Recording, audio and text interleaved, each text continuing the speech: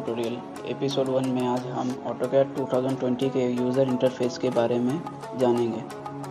जब आप आपके कंप्यूटर या लैपटॉप में ऑटोकैड को ओपन करते हो तो आपके सामने ऑटोकैड की वेलकम स्क्रीन नज़र आती है। ये ऑटोकैड 2020 की वेलकम स्क्रीन है।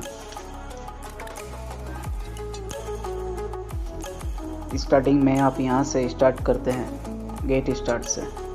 अगर आपको किसी न्यू प्रोजेक्ट पर काम करना है तो आप वो यहाँ से कर सकते हो, और अगर आपको किसी पुरानी फाइल को जिस पर आपने पहले ही काम किया था रीएडिट करना है तो आप वो यहाँ से ओपन फाइल करके उसे एडिट कर सकते हो।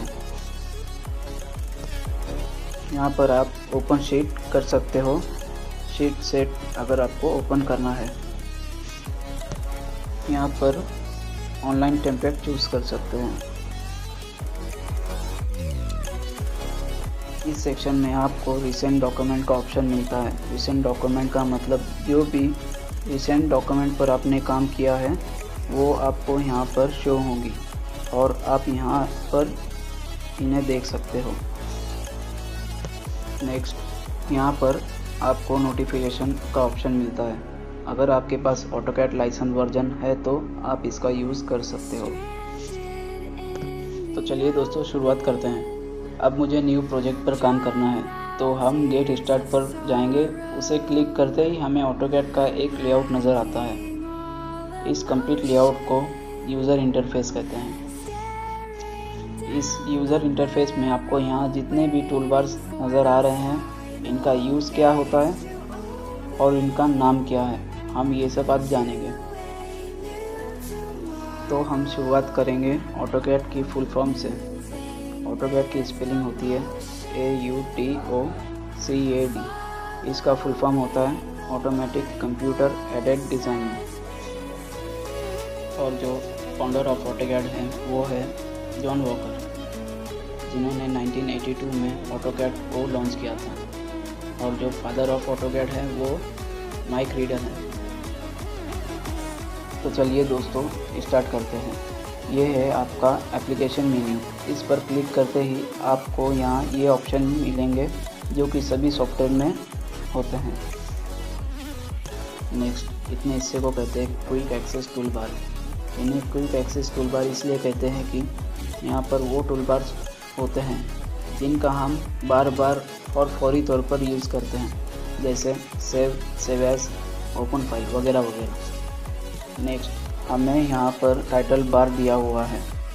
इसमें बताया जाता है कि हमारे ऑटोकैड का वर्जन क्या है और हम जिस फाइल में काम कर रहे हैं उसका नाम क्या है। एरिया को जहाँ पर हम ऑब्जेक्ट ड्रॉ करते हैं उसे व्यू पोर्ट कहते हैं। आपको यहाँ पर जो लाइंस नज़र आ रही हैं उसे कहते हैं ग्रिड लाइंस। इसे कहते हैं यूसीएस। यूसीएस का फुल फॉर्म होता है यूनिवर्सल कोऑर्डिनेट सिस्टम, जहाँ पर आपके वाई एक्सेस और एक्स एक्सेस इंटरसेप्ट करते हैं। उस पॉइंट को ओरिजिन पॉइंट कहते हैं। ये आपका ड्रॉ कर्सर है। ये आपकी कमांड लाइन है। इसे कमांड लाइन इसलिए कहते हैं क्योंकि आप जो भी कमांड टाइप करेंगे वो इसमें ही इंटर होंगी। इसके बाद आपको यहाँ पर लेआउट दिए हुए हैं। ये लेआउट 1, लेआउट 2। इनका यूज़ आप जब भी मॉडल में कोई ड्राइंग या कोई ऑब्जेक्ट बनाते हो उसे प्रॉपर तरीके से शीट में सेट करके प्रिंट देने में इनका यूज़ होता है। ये आपका व्यू क्यूब है, इसका यूज़ 3D में होता है। ये आपका नेविगेशन है। ये आपका स्टेटस बार है। नेक्स्ट आपका आता है वर्क स्पेस। वर्क स्पेस में आपको drafting and annotation, 3D basics और 3D मॉडलिंग के ऑप्शंस मिलते हैं। तो चलिए हम सबसे पहले वर्क स्पेस क्या है और इसका यूज़ क्या होता है हम ये समझने की कोशिश करेंगे।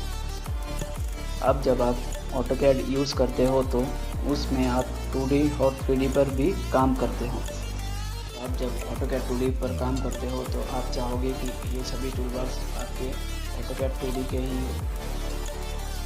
अगर आपको 3D पर काम करना है तो आप यहाँ पर 3D बेसिक पर क्लिक करते ही आपके टूलबार चेंज हो जाएंगे। जो 3D के बेसिक कुछ टूलबार्स होते हैं जिसकी मदद से आप 2D की ड्राइंग को 3D में कन्वर्ट कर सकते हैं। नेक्स्ट आपका आता है 3D मॉडलिंग। 3D मॉडलिंग पर आप क्लिक करते ही इस तरह के आपके टूलबार्स आपको दिखाई देंगे। यहाँ पर भी 3D के टूलबार्स हैं, लेकिन ये एडवांस होते हैं जो हम सिविल आर्किटेक्चर इंटीरियर में यूज़ नहीं करते, वो हम मैकेनिकल में यूज़ करते हैं। अब हम फिर से चलते हैं ड्राफ्टिंग एंड एनोटेशन में, जो कि हमारा 2D लेआउट है।